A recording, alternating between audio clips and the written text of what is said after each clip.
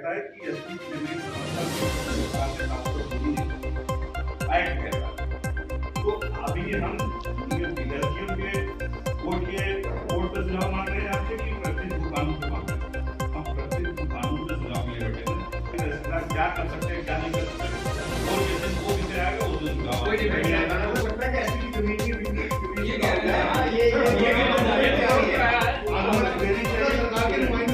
भू कानून को लेकर एसडीएम ने बैठक कर सुझाव प्राप्त किए।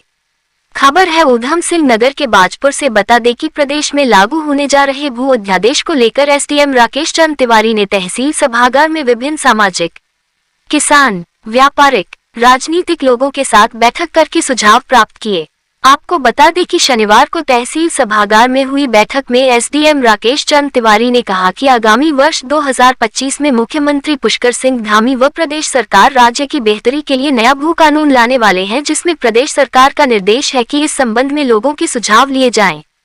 इसी क्रम में किसानों, व्यापार मंडल, सामाजिक कार्यकर्ताओं, अधिवक्ताओं, सामाजिक संगठनों एवं राजनीतिक लोगों के साथ बैठक आहूत की गई है, जिसमें लोगों ने अपने बहुमूल्य सुझाव दिए हैं। जो भी सुझाव प्राप्त हुए हैं उन्हें बिंदुवार करके जिलाधिकारी के माध्यम से शासन को भेजे जाएंगे, ताकि शासन स्तर पर सुझावों के आधार पर अग्रेतर कार्रवाई की जा सके। एसडीएम आरसी तिवारी ने बैठक को संबोधित करते हुए कहा कि प्रस्तावित नए भू कानून के तहत कोई भी बाहरी व्यक्ति 250 स्क्वायर वर्ग मीटर से अधिक भूमि खरीदता है तो इसके लिए संबंधित व्यक्ति को अपना प्रयोजन बताते हुए शासन प्रशासन से नियमानुसार अनुमति प्रदान करनी होगी। अनुमति मिलने के पश्चात संबंधित भूमि का किसी और तरीके से प्रयोग में लगने पर कार्रवाई भी संभव है। उन्होंने इस भू कानून से संबंधित जरूरी नियमों के बारे में भी मौजूद लोगों को जानकारी दी। भारतीय किसान यूनियन के प्रदेशाध्यक्ष कर्म सिंह पड्डा ने कहा कि भू कानून को लेकर किसानों के मन में ये डर बना हुआ है कि कहीं सरकार हमारी जमीनें न छीन ले। हमने बड़ी मुश्किल से यह जमीनें उपजाऊ बनाई हैं। मैंने खुद अपने हाथ से जंगल जोते हैं। उस समय आज की तरह संसाधन नहीं थे। भूमि को जोतने में बैलों का सहारा लिया जाता था। जमीनों के साथ कोई छेड़छाड़ नहीं की जाएगी। हमें इसकी गारंटी चाहिए। उन्होंने 20 गांव के मामले को भी हल करवाने की पुरजोर मांग रखते हुए कहा कि हम 1 इंच जमीन नहीं छोड़ेंगे, क्योंकि हमने किसी की जमीन जबरदस्ती नहीं छीनी है। कहा कि यदि भूमि में छेड़छाड़ की तो इस तराई में बहुत बड़ा गदर हो जाएगा। पर्वतीय समाज हो या फिर मैदान के लोग, सभी हमारे अपने हैं। हम सब मिलजुल कर रहते हैं और यहाँ तराई का गुलदस्ता इसी तरह बना रहे, हमारी यही मांग है। इस दौरान अनेक लोगों ने अपने सुझाव रखे। किसान हमारे बुजुर्ग यहाँ बैठे हुए हैं, पक्ष में बैठा हुआ प्रतिपक्ष के नेता का हमारा क्या बयान आना चाहिए, उनको भी इस मीटिंग में। अगर उत्तराखंड की बात चल रही है, दूसरी बात अभी राजेश भैया ने ये कहा कि उत्तराखंड को बचाने के लिए कुछ भी करेंगे, कुछ भी होगा। यहाँ पे बाहरी एक कंपनी नदी में और पड़ोस सर, ये उत्तराखंड की बात कर रहा हूँ मैं बात नहीं। यहाँ पे बिल्कुल नदी में बिल्कुल जो पहले अभी बाहर परेशान कर रहे थे, कैसे भी गुंडागर्दी हुई, अब वो नदी में जाने की उन्होंने कोशिश की या जा रहे हैं, हमने उनका पुरजोर विरोध किया। मैं चाहता हूँ अभी तक जो हमारे पक्ष में बैठे हुए हैं, उन्होंने किसी भी नेता ने अभी तक उस पर कोई बयान क्यों नहीं दिया अभी तक।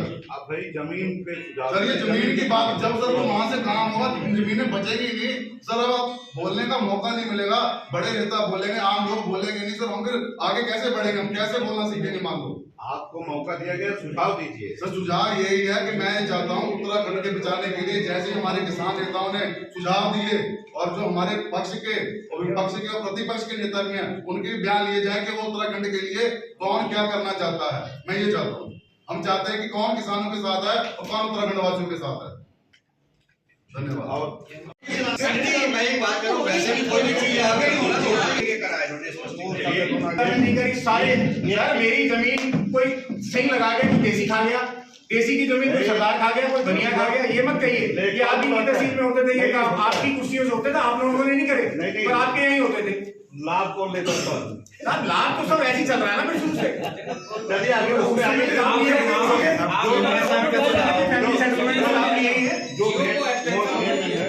अभी पीछे आपका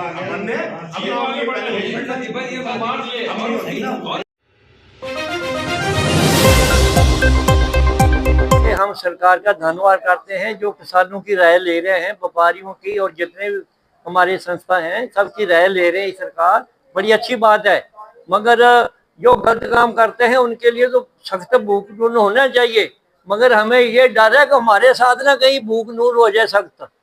ये हमें डर है किसानों का बना हुआ, क्योंकि चर्चा हो रही है कि ये सरकार जो है 12.5 एकड़ से जमीन सीलिंग में 5-6 एकड़ ले आएगी। ये डर बना हुआ है, तो सरकार को चाहिए हमारी तसल्ली करा दे कि ये काम नहीं होगा, ताकि हम भी अपने बच्चों की रोजी रोटी कमा रहे हैं।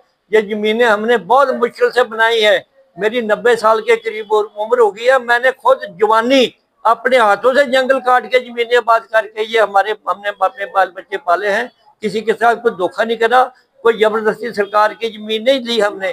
सरकार ने ये 20 गांव का जो मसला है, ये हमें ये नहीं समझ आती कि हमारे 50 साल सरकार ने भूमि अधिकार दिए पहले, आज हमारे अधिकार क्यों छीन रही सरकार। इसके ऊपर भी हमें किसानों को बहुत रोष है इस बात का।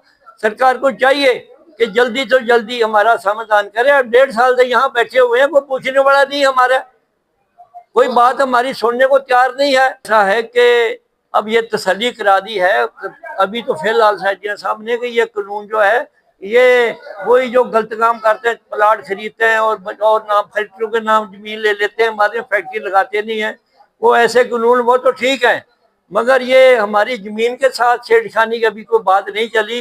एसडीएम सब कह रहे हैं कि वो जो सीलिंग है वो वैसे की वैसे रहेगी, उसके ऊपर कोई बात नहीं हुई है अभी, इसलिए हम वो प्रोग्राम कैंसिल करेंगे। आगामी वर्ष 2025 में माननीय मुख्यमंत्री जी और उत्तराखंड सरकार द्वारा राज्य की बेहतरी के लिए नया भू कानून लाने वाले हैं, जिसके संबंध में गवर्नमेंट का निर्देश है कि सभी जो स्टेक होल्डर हैं उनके सुझाव प्राप्त किए जाएं। तो उस संबंध में हम लोगों को बोर्ड ऑफ रेवेन्यू से निर्देशित किया गया कि जो है अपने परगने में किसानों से, व्यापार मंडल, मीडिया और जो हमारे सामाजिक कार्यकर्ता हैं, कहने का मतलब बार है, सभी संगठनों के साथ बैठक करके उनके जो प्रचलित कानून है वर्तमान में उसके संबंध में सुझाव लिए जाए। तो आज की बैठक इसीलिए आहूत की गई थी। इसमें राजनीतिक, सामाजिक और हमारे जो लीगल हैं और व्यापार मंडल हैं और मीडिया से सभी लोगों को आमंत्रित किया गया था और सभी लोगों ने अपने बहुमूल्य सुझाव दिए। कुछ ने रिपीट किया, कुछ ने नए नए सुझाव दिए। तो जो उनके बहुमूल्य सुझाव आए हैं उनको हम लोगों ने नोट डाउन किया है। उन सुझावों को बिंदुवार करके जिलाधिकारी महोदय के माध्यम से शासन को भेजूंगा मैं, ताकि उसके संबंध में गवर्नमेंट संज्ञान ले सके और गवर्नमेंट उन सुझावों के संबंध में जो भी आगे तक कार्रवाई कर सके।